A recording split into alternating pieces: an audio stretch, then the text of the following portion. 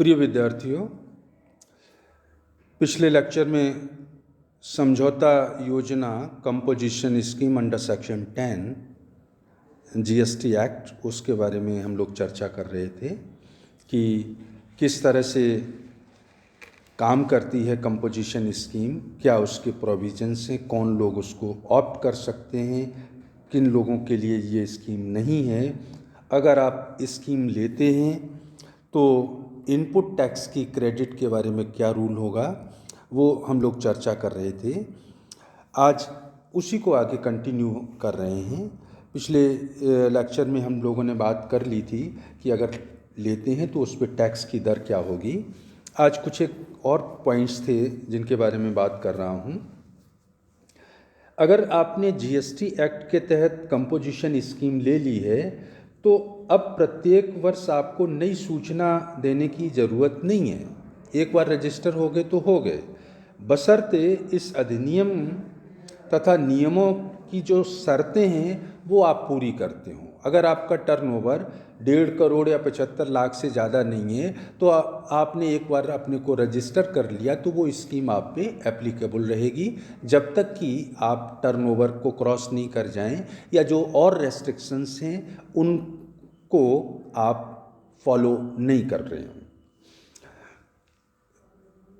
मासिक विवरणी, अगर जीएसटी में क्या होता है कि सामान्य व्यापारियों को हर महीने में 3 रिटर्न भरना होता है। महीने में 3 रिटर्न भरना होता है और एक एनुअल रिटर्न भरना होता है। लेकिन अगर आपने कंपोजिशन स्कीम ले ली है तो मासिक रिटर्न के स्थान पर ऐसे व्यक्तियों को तिमाही रिटर्न प्रस्तुत करनी होगी। मतलब सामान्य व्यक्तियों को तो महीने में 3, 12 महीने में 36 और एक एनुअल रिटर्न 37 रिटर्न भरने होते हैं, जबकि कंपोजिशन स्कीम के तहत जो रजिस्टर्ड हैं उन्हें महीने में नहीं, क्वार्टर में एक भरना है। तो 4 क्वार्टर में एक 4 रिटर्न और एक एनुअल रिटर्न, मीन्स 5 रिटर्न ही वर्ष में भरने होंगे। धारा 10 के उद्देश्यों के लिए कुल आवर्त की गणना में टोटल टर्नओवर कितना है इसको कैलकुलेट करते समय सेक्शन 10 या कंपोजिशन स्कीम आपके लिए है या नहीं है, आपका टर्नओवर कितना है, 1.5 करोड़ या 75 लाख से ज़्यादा तो नहीं है, तो टर्नओवर की गणना करते समय जमा, ऋण व अग्रिम प्रदान करने के रूप में, करमुक्त सेवाओं के प्रतिफल के रूप में कोई ब्याज और बट्टा, मीन्स जमा, ऋण पत्र या सेवाएं दी हैं उस पर कोई डिस्काउंट और ब्याज मिला है तो उसको अगर शामिल कर रखा है तो उसको हम घटा देंगे। टर्नओवर की गणना में इसको शामिल नहीं किया जाएगा, ब्याज और बट्टी की अमाउंट को। कुछ जनरल पॉइंट्स भी स्क्रीन पे आप देख रहे हैं। सर्विस प्रोवाइडर्स को प्राप्त ब्याज व बट्टे को न तो कुल आवर्त में शामिल किया जाएगा और न ही चालू वर्ष में प्रदत्त सेवाओं के मूल्य में। सामान्य व्यक्तियों के तो टर्नओवर में तो शामिल नहीं करेंगे लेकिन सप्लाई में शामिल करेंगे। लेकिन सर्विस प्रोवाइडर है तो उसके न तो टर्नओवर में शामिल करेंगे और न ही जो सेवाओं का मूल्य प्रदान किया है उसमें ब्याज और बट्टे को शामिल किया जाएगा टैक्स की गणना के लिए। एक निर्माता करमुक्त सेवाओं पर भी कंपोजिशन टैक्स देगा। अगर मैन्युफैक्चरर है, कंपोजिशन स्कीम ले ली आपने, तो अब टैक्स फ्री जो गुड्स हैं जीएसटी एक्ट के तहत उन पर भी मैन्युफैक्चरर को टैक्स देना होगा, जबकि एक व्यापारी है, ट्रेडर है, उसको करमुक्त सेवाओं पे टैक्स नहीं देना पड़ेगा। तो मैन्युफैक्चरर को देना पड़ेगा, ट्रेडर को नहीं देना पड़ेगा। ऐसा व्यक्ति इंटर स्टेट परचेज तो कर सकता है पर सप्लाई नहीं कर सकता। ये बात पहले भी मैं बता चुका हूँ।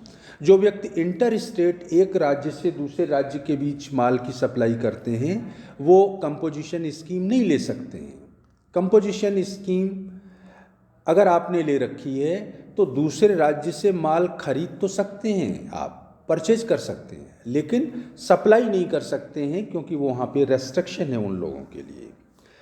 निम्न श्रेणी के व्यापारी या निर्माता इस योजना को नहीं ले सकते हैं, जो मैं पहले भी आपको ब्रीफ में बता चुका था।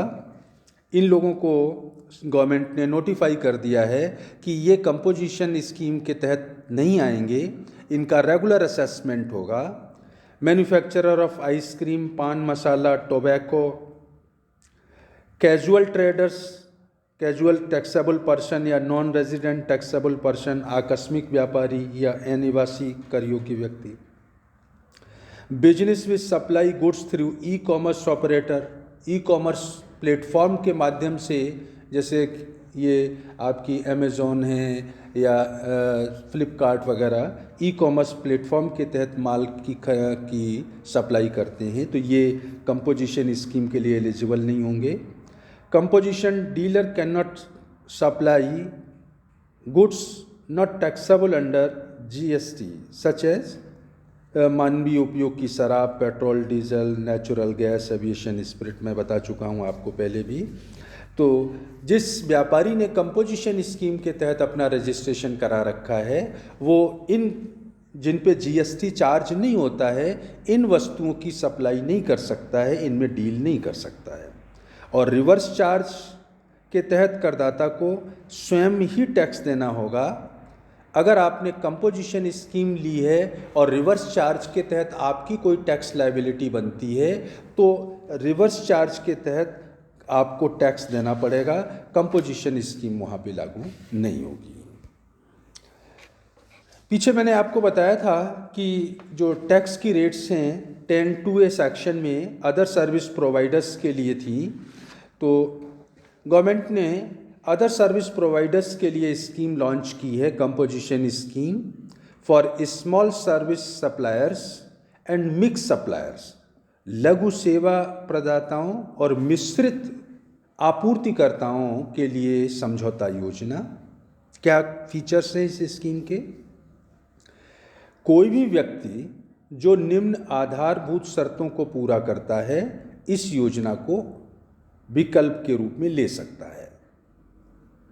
पहला, इस एक्ट के तहत उसका पंजीकरण होना चाहिए, वो राज्य या संघीय क्षेत्र के भीतर ही माल और सेवा या दोनों की आपूर्ति करता हो, मतलब इंटर स्टेट सप्लाई नहीं करता हो, रजिस्टर्ड व्यापारी हो, और पिछले वित्तीय वर्ष में आपूर्तियों का कुल आवर्त जो सप्लाई की है आपने पिछले वित्तीय वर्ष में, वो टर्नओवर 50 लाख से अधिक नहीं है।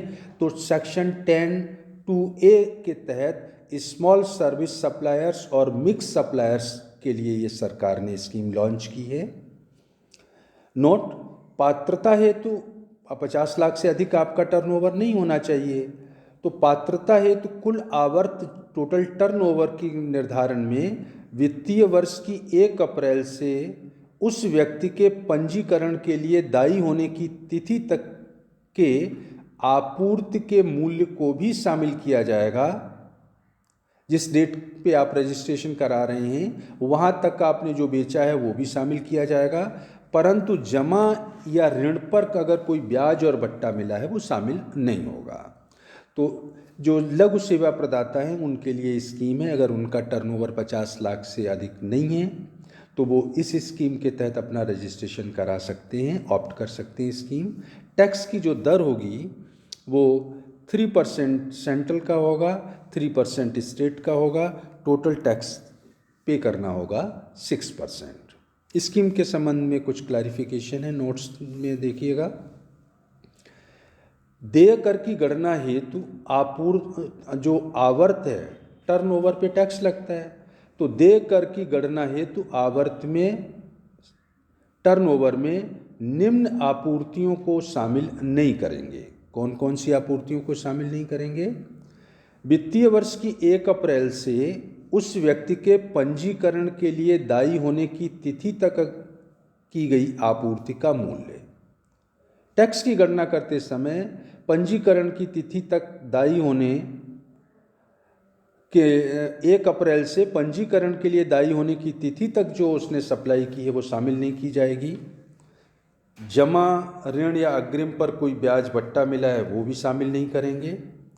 यदि वो पहले से रजिस्टर्ड है तो 1 अप्रैल से की गई 50 लाख की प्रथम आपूर्ति पर तो 6% टैक्स लगेगा, और इसके बाद जो आप बेचेंगे उस पर फिर टैक्स लगेगा सामान्य दरों से।